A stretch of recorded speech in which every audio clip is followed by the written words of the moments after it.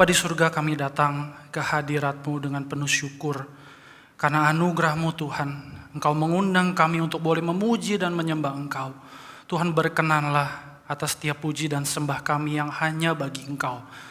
Dan Tuhan, biarlah saat ini Engkau juga berkenan untuk menjumpai kami melalui kebenaran firman-Mu. Berbicaralah dengan jelas ya Tuhan kepada setiap kami, baik hamba-Mu yang menyampaikan maupun setiap kami yang mendengarkan. Dan biarlah hari ini kami boleh sekali lagi diberkati, diteguhkan, dikuatkan oleh kebenaran firman Tuhan. Berfirmanlah Tuhan, dan biarlah setiap kami boleh sedia mendengarkan Tuhan. Dalam nama Tuhan Yesus, penebus kami yang hidup, kami berdoa. Amin. Shalom, selamat siang saudara-saudara.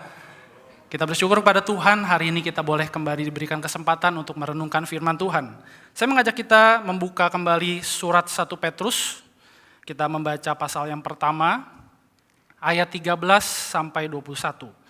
1 Petrus pasal yang pertama ayat 13 sampai 21. Saudara-saudara silakan memperhatikan di Alkitab masing-masing, saya akan membacakan bagi kita semua. Demikian firman Tuhan. Sebab itu siapkanlah akal budimu, waspadalah dan letakkanlah pengharapanmu seluruhnya atas kasih karunia yang dianugerahkan kepadamu pada waktu penyataan Yesus Kristus. Hiduplah sebagai anak-anak yang taat, dan jangan turuti hawa nafsu yang menguasai kamu pada waktu kebodohanmu. Tetapi hendaklah kamu menjadi kudus di dalam seluruh hidupmu. Sama seperti Dia yang kudus, yang telah memanggil kamu. Sebab ada tertulis, kuduslah kamu, sebab aku kudus.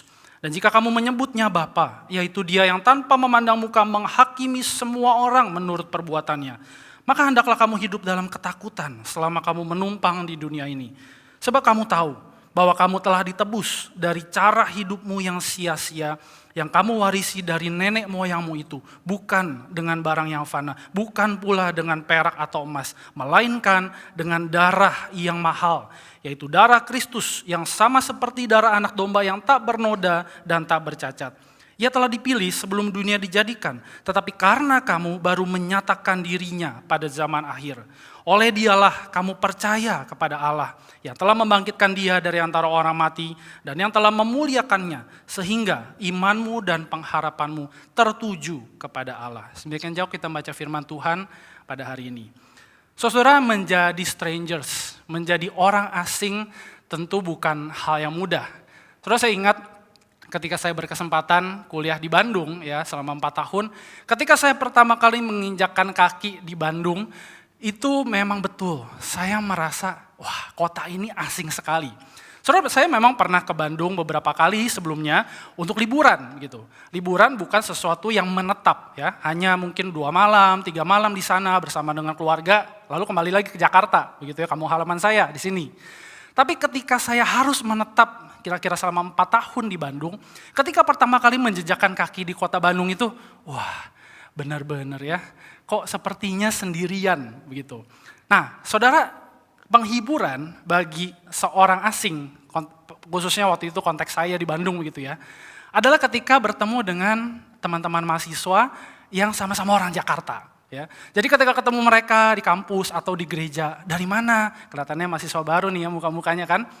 Oh dari Jakarta, wah sama puji Tuhan. Apalagi kalau dia ternyata Kristen ya kan. Aduh rasanya, wah inilah komunitas saya kan. Ini orang-orang yang sama dengan saya. Orang asing, ya orang pendatang di kota ini begitu. Terus saudara-saudara, penghiburan lain adalah ketika melihat bahwa, wah ternyata saya tidak sendiri. Saya di sana bersama dengan orang-orang yang sama-sama bergumul nih, begitu ya. Orang-orang yang dari berbagai kota masuk ke Bandung begitu. Saudara, menjadi orang asing tidak pernah mudah. Begitu juga ketika kita melihat identitas kita sebagai orang asing di dunia ini. Saudara, minggu lalu sudah disebutkan bahwa ya, kita benar adalah orang asing di tengah dunia ini. Tapi saudara-saudara, saya kira kelegaan bagi kita, penghiburan bagi kita jauh lebih besar dari yang saya contohkan tadi ketika saya ada di Bandung sebagai orang asing begitu ya. Bagi kita, orang-orang Kristen, murid-murid Kristus, penghiburan kita adalah ketika kita tahu identitas kita. Ya, kita orang asing. Tapi di saat yang sama kita tahu, kita sudah diselamatkan, hidup kita diubahkan, hidup kita berpengharapan. Itu yang menjadi penghiburan terbesar kita karena rahmat Allah yang besar bagi kita. Nah saudara, di bagian firman Tuhan hari ini, Petrus mengajak, setelah kita tahu identitas kita seperti ini, kita strangers, kita orang asing, tapi hidup kita punya identitas dan punya pengharapan. Lalu bagaimana kita harus mengambil sikap terhadap hidup seperti ini? Nah saudara, di ayat yang ke-13, di sana dikatakan bahwa Petrus mengajak kita untuk bergerak. Tidak hanya santai saja dengan hidup yang sudah diselamatkan, atau malah jadi, aduh saya orang asing kan, ya sudahlah ya, saya mungkin gak usah terlalu aneh-aneh, gak usah terlalu superior apalagi ya, gak usah terlalu berdampak. Yang penting saya hidup sebagai orang Kristen, punya cap ya, punya label orang Kristen, selesai. Tapi Petrus mengajak orang-orang diaspora waktu itu, orang-orang strangers waktu itu, dan juga setiap kita, untuk kita siap. Oleh karena itu saudara, ada dua penggambaran yang dipakai Petrus sebelum dia mengatakan letakkan pengharapanmu. Begitu. Sebelumnya saudara, Petrus memakai dua frasa yang menyatakan bagaimana kita sebagai orang Kristen harus mengambil sikap siap, sigap. Pikiran kita, hati kita harus waspada. Jangan sampai lengah, jangan hanya ongkang-ongkang kaki, jangan careless dengan hidup yang berpengharapan dari Tuhan ini. Dan dengan sikap hati seperti itu, dengan sikap kita sebagai strangers itu, kita letakkan pengharapan kita. Hidup yang berpengharapan, bukan hidup yang biasa-biasa aja, bukan hidup yang lemes, bukan hidup yang malas, tapi harus siap. Saudara, Petrus memakai penggambaran, dua penggambaran itu seperti menggambarkan orang yang pakai pakaian gitu ya. Dulu orang Yahudi kebanyakan pakai jubah saudara ya. Dan ketika mereka pakai jubah, kalau mau lari, kalau mau posisi siap, ya, kalau mau siap untuk melakukan pekerjaan hari itu misalnya begitu ya. Nggak mungkin kan jalan santai-santai begitu ya. Nggak bisa. Bayangkan saudara kita pakai jubah, kalau mau lari harus apa? Angkat bagian bawah jubahnya, baru kita bisa lari. Angkat itu, baru kita bisa melakukan kegiatan dengan waspada, dengan sigap, dengan cepat. Nah itu penggambaran sikap hati yang Petrus berusaha tanamkan di dalam diri jemaat waktu itu dan juga bagi kita. Bahwa hidup yang berpengharapan itu seperti itu. Bukan hidup yang santai, bukan yang hidup yang sepertinya halu rohani begitu ya. Saya sudah Kristen, ya sudahlah ya, hidup saya begini saja. Tidak seperti itu saudara. Nah saudara, dengan sikap hati seperti itu, dengan kehidupan yang berpengharapan, menaruh pengharapan sepenuhnya kepada Kristus, anugerah Tuhan, bagaimana kita menjalani sikap seperti itu? Sikap yang siap sedia, alert, waspada, bagaimana kita menjalaninya? Saudara, ada dua hal yang diberikan oleh Petrus kepada jemaat waktu itu dan juga bagi setiap kita. Saudara, yang pertama, mewujudkan hidup yang berpengharapan dengan sikap yang siap itu, sikap yang waspada itu adalah hidup yang mengejar kekudusan. Saudara, ada kontras yang Petrus berikan ketika kekudusan dan ketaatan, hidup sebagai anak-anak yang taat, hidup dipanggil untuk menjadi kudus itu berbeda dengan hidup yang mengikuti hawa nafsu, hidup yang mengikuti kebodohan dunia, hal-hal yang sia-sia, hidup yang mempermainkan kekudusan Tuhan, itu sama sekali berbeda. Dan Petrus mengatakan jangan hidup seperti itu. Kalau kamu punya sikap hati yang waspada, kalau kamu punya sikap hati yang siap, gak mungkin hidup kita seperti ini. Dan hidup kita dipanggil untuk berdampak melalui kekudusan yang ada di dalam hati kita. Dan saudara, saya kira kekudusan yang menjadi panggilan kita sebagai strangers di tengah dunia ini bukan kekudusan untuk kita menjadi eksklusif. Saudara, kita tidak dipanggil untuk menguduskan diri, mengurung diri di kamar begitu ya. Mengurung diri di lingkungan yang hanya Kristen saja. Mengurung diri di lingkungan circle yang hanya orang-orang yang kita kenal dekat. Dan kita tidak mau bersentuhan dengan apa-apa yang ada di dunia yang lainnya. Saya kira tidak begitu panggilan kekudusan yang Allah berikan. Kekudusan itu ada untuk kita berdampak di tengah dunia ini. Bukan menjadi eksklusif dan akhirnya dunia benar-benar menganggap benar-benar ini orang Kristen asing banget ya. Sampai-sampai saya nggak kenalin dalam konotasi yang negatif begitu jadinya saudara. Nah saudara, memahami hidup kudus, panggilan kekudusan Allah, bisa dipahami ketika kita melihat ada keindahan Allah di dalam kekudusannya. Saudara, keindahan Allah di dalam kekudusan Allah bisa kita lihat salah satunya di dalam kitab Mazmur. Saudara, di dalam Mazmur khususnya pasal 29, pasal 96 begitu. Di sana ada frasa-frasa yang mengatakan sembahlah Allah berhiaskan kekudusan. In the splendor of his holiness. Di dalam kekudusan Allah ada keindahan Allah. Keindahan yang menjadi daya tarik di tengah dunia ini. Keindahan Allah yang menarik kita, orang-orang yang percaya kepadanya, kepada Dia. Keindahan Allah yang menebus kita. Keindahan Allah yang membuat kita juga di dalam kehidupan kita menjadi daya tarik di tengah dunia ini sebagai strangers. Dan saudara, Tuhan memanggil kita untuk mengimitasi keindahan kekudusannya. Tuhan memanggil kita, Tuhan mau memakai kita untuk menarik orang-orang kepada keindahan kekudusannya. Saudara, kekudusan Allah pernah mematikan. Dan memang mematikan, tidak ada yang tahan memandang kekudusan Allah. Orang-orang yang melanggar kekudusan Allah seketika langsung mati. Tapi kekudusan yang sama itu memanggil seorang demi seorang untuk melayani Dia. Kekudusan yang sama memanggil Musa untuk menanggalkan kasutnya dan kemudian diutus Allah. Kekudusan yang sama menampakkan diri kepada Yesaya dan mengutus Yesaya. Dan kekudusan yang sama itu menampakkan diri kepada kita dan memanggil kita untuk tertarik kepada Dia. Untuk tertarik kepada kehidupan yang seperti ini. Dan kemudian kita bawa di dalam kehidupan kita sehari-hari. Saudara, kapan terakhir kali kita memikirkan tentang kekudusan hidup kita? Kapan terakhir kali kita mendengar dari orang yang tidak percaya? Kapan terakhir kali kita mendengar dari dunia ini bahwa ya, hidup orang Kristen memang beda. Hidup orang Kristen punya daya tarik, tapi berbeda dengan daya tarik yang dunia berikan.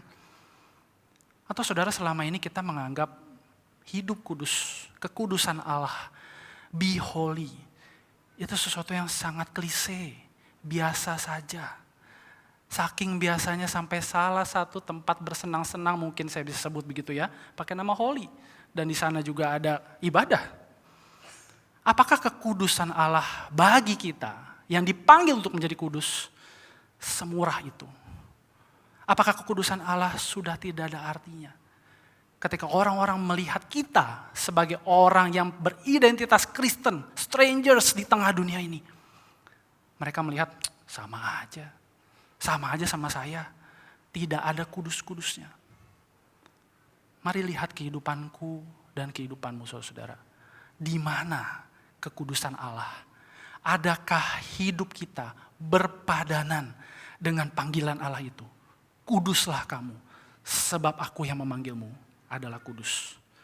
Nah saudara, dari hal ini Petrus membawa jemaat dan juga setiap kita kepada wujud yang kedua dari kehidupan yang berpengharapan tapi dengan hati yang sigap, yang siap, tidak nyantai-nyantai, tidak careless begitu ya, tidak halu begitu ya. Saudara, yang kedua, Petrus mengajak setiap kita untuk memiliki hidup yang takut akan Tuhan. Saudara, ketakutan ini tentu bukan ketakutan yang berkonotasi negatif. Saudara, kalau masih ingat firman Tuhan minggu lalu, begitu ya. Ketakutan yang negatif akan menyebabkan orang-orang justru berdosa. Kita takut untuk menderita misalnya, maka kita justru malah akan berdosa. Saudara, ketakutan yang Petrus maksudkan bukan seperti ini. Tapi ketakutan akan Allah yang didasarkan karena kita tahu, dia bilang, sebab kita tahu bahwa kita telah ditebus dari cara hidup kita yang sia-sia. Kembali saudara, ada kontras yang Petrus berikan. Kalau kita sudah tahu penebusan yang kita terima itu adalah dengan darah Kristus. Darah yang mahal, tidak bisa dibeli dengan emas, perak atau apapun yang berharga di tengah dunia ini.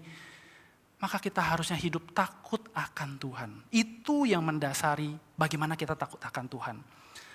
Dan Petrus membandingkan ini semua, penebusan itu tidak ada apa-apanya.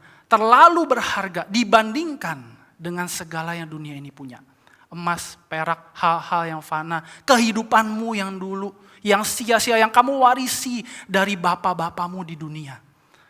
Karena bapamu yang di surga sedang melihatmu, menghakimimu. Saudara, ini ketakutan yang harusnya timbul di dalam diri kita sebagai strangers di tengah dunia ini.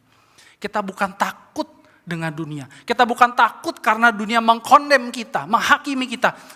Orang Kristen hidupnya loyo banget. Orang Kristen hidupnya sok suci. Saudara, kita harusnya justru takut kepada Dia yang telah menebus kita. Penebusan Allah, anugerah Allah yang teramat besar yang menyelamatkan kita. Itu yang harusnya menjadi dasar kita takut akan Tuhan. Saudara, sikap takut akan Tuhan seperti apa yang selama ini ada di dalam hati kita? Kapan terakhir kali kita merasa, aku takut untuk mengecewakan Tuhan? Aku takut tidak mengasihi Tuhan. Atau kita lebih takut dengan apa yang dunia ini katakan tentang kita. Kalau kita menganggap diri kita seperti ada di lautan media sosial begitu ya. Kita lebih takut sama komen-komen netizen. Kita lebih takut sama direct message, DM yang mengatakan, kamu ini postingnya jangan terlalu Kristen lah. Ini terlalu vulgar menyatakan identitas kamu.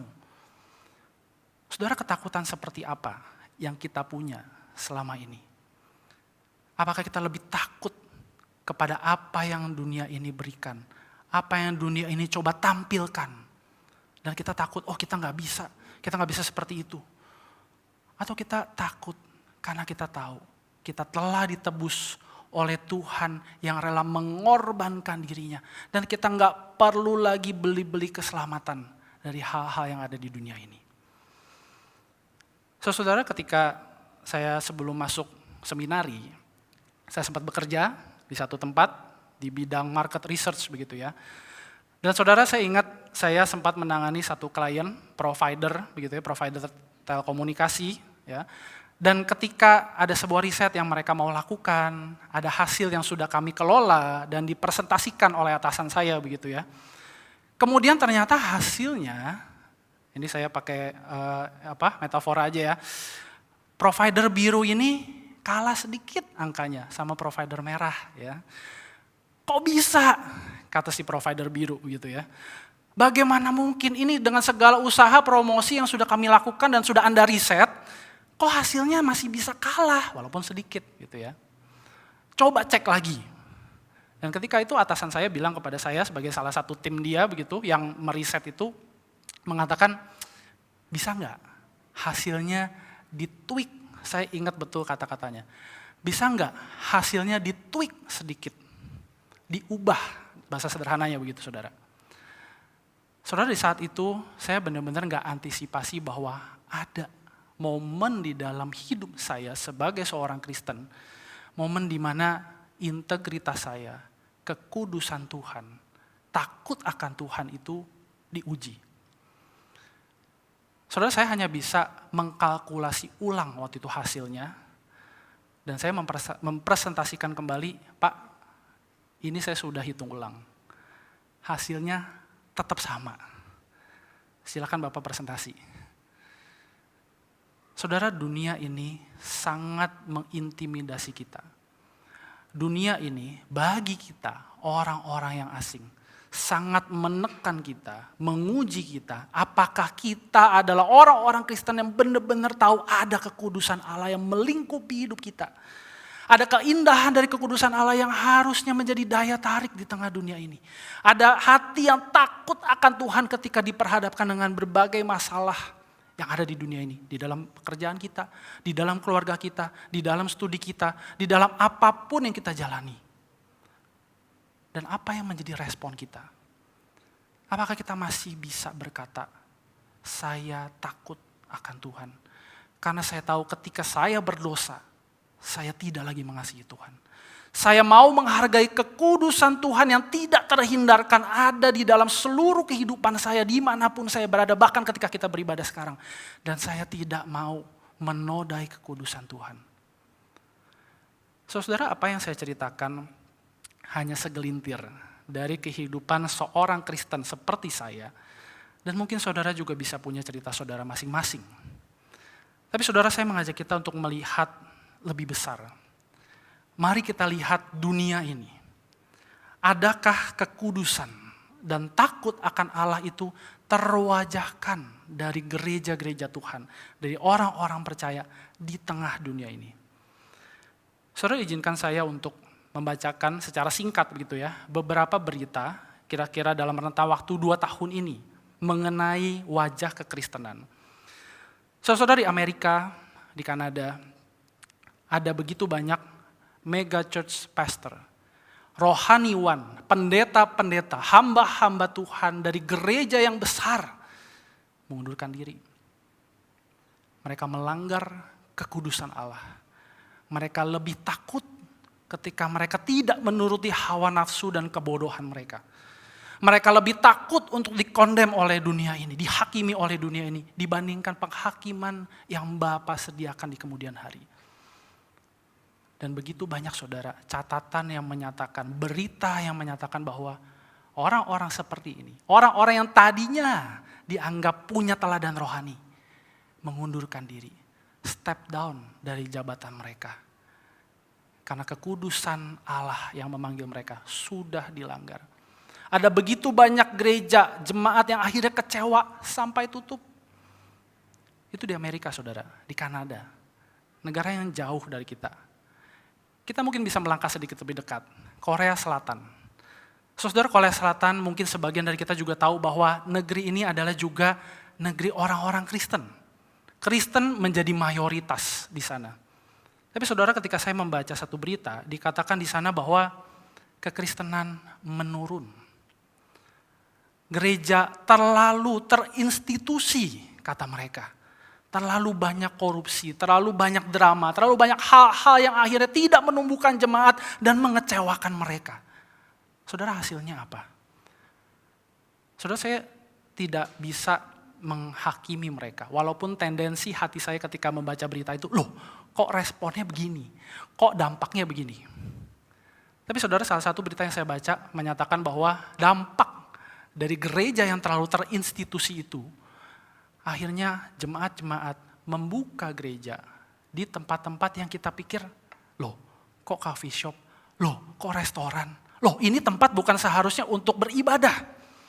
Tapi mereka buka di sana, bahkan sampai ada satu tempat semacam altar dikhususkan untuk orang bisa berdoa, berhadapan dengan Tuhan.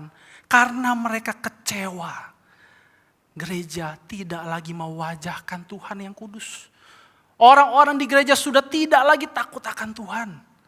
Terlalu banyak dosa di gereja. Dan mereka keluar dari gereja.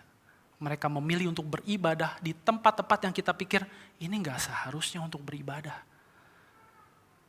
Nah saudara, kalau kita lihat Indonesia, negeri di mana kita tinggal. Mungkin kita lebih familiar dengan berita-berita tentang penganiayaan orang Kristen. Gereja-gereja ditutup, orang-orang sulit beribadah, begitu ya. Apalagi pandemi sekarang, makin sulit lagi begitu. Tapi saudara-saudara, coba lihat dunia digital. Lihat dunia maya, media sosial. Di sana wajah kekristenan bagi saya setidaknya sudah ternodai. Berapa banyak orang-orang yang aktif di Instagram, followernya banyak sekali. Bisa mengaku diri saya Kristen dan saya sekarang mau melayani Tuhan full time. Saya Kristen, sekarang saya mau jadi pastor buat kalian. Tapi saudara, yang mereka takutkan adalah komen netizen. Yang mereka takutkan adalah ketika followers mereka berkurang. Saya sepertinya kurang Kristen. Aduh, bagaimana ya? Dan justru ketika banyak orang menganggap orang-orang seperti ini menarik sekali, indah sekali, mereka dibawa kepada kekecewaan.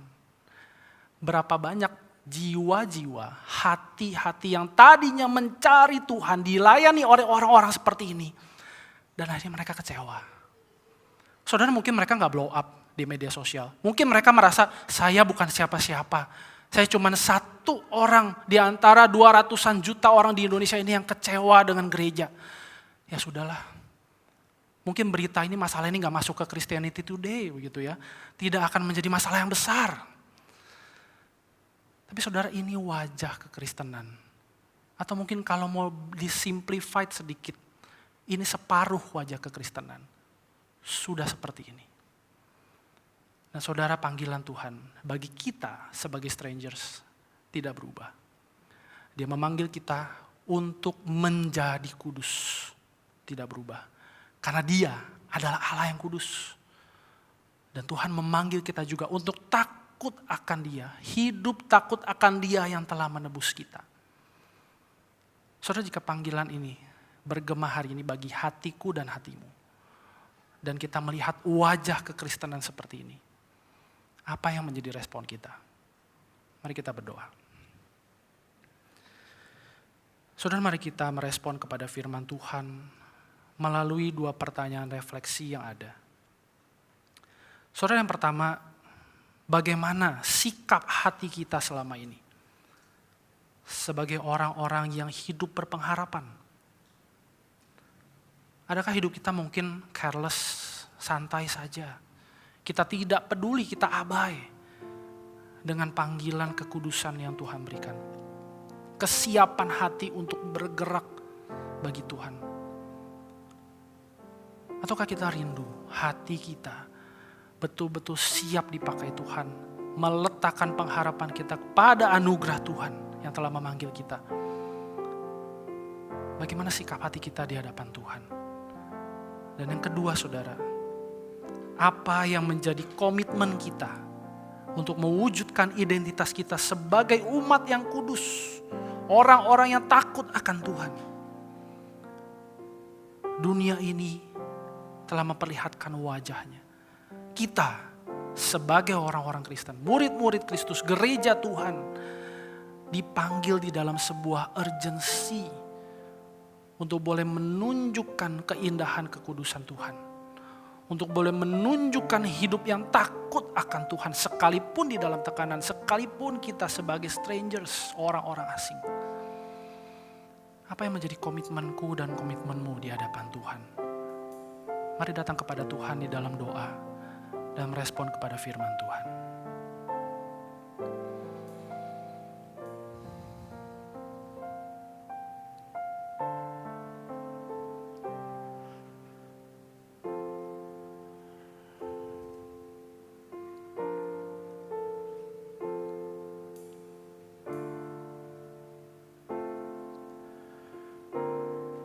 Tuhan, ingatkan kami kembali akan siapa kami di hadapan Tuhan.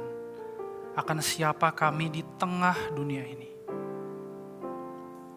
Tuhan, kami tahu panggilan Tuhan bagi kami tidak pernah mudah. Menjadi orang-orang asing di tengah gemerlapnya dunia tidak pernah menjadi mudah. Namun kami juga tahu Tuhan, panggilan Tuhan tidak berubah. Engkau Allah yang kudus tidak pernah berubah. Karena itu panggilanmu untuk kami menjadi kudus pun tidak berubah. Engkau Allah yang sudah menebus kami, merancangkan penebusan itu sejak kekekalan dan dinyatakan bagi kami. Itu pun tidak berubah. Dan kami juga seharusnya tidak berubah dalam mengasihi Tuhan, dalam takut akan Tuhan. Tuhan, lihatlah konteks hidup kami masing-masing. Lihatlah bagaimana kami bergumul untuk menjaga kekudusan hidup kami di tengah pergaulan kami. Lihatlah bagaimana ketakutan kami akan Tuhan diuji di dalam keluarga dan pekerjaan kami. Tuhan, tolong kami. Tuhan, tolong mampukan kami untuk kami terus menjadi kudus. Untuk kami terus memiliki hati yang takut akan Tuhan. Karena kami tahu iman kami, pengharapan kami tertuju hanya kepada Engkau. Tuhan, dengarlah doa kami. Dalam nama Tuhan Yesus kami berdoa. Amin.